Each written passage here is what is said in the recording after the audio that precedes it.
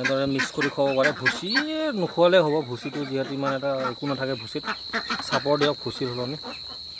এইবোৰ চাওক কেনেকুৱা সুন্দৰ গ্ৰ'থ আহিছে, এইবোৰ পাখি অহা ষ্টাৰ্ট হৈ গৈছে। ইয়াত দানাবিলাক অহা নাই এতিয়া, গতিকে এনেধৰণে দানা দিয়ক আৰু কম খৰচত কৰক। যিহেতু বিহু আহি আছে, 31 ডিচেম্বৰ আহি আছে, জানুৱাৰী আহি আছে, গতিকে এনেদৰে হাঁহ পোহক আৰু অধিক লাভৱান হওক। এইবোৰ চাওক, গতিকে এইটো উচিত সময়। দীঘলীয়াকৈ পুহিলে হাঁহত বহুত খৰচ হয় আৰু বহুতে ইতিমধ্যে লছৰ সন্মুখীন হৈছে। গতিকে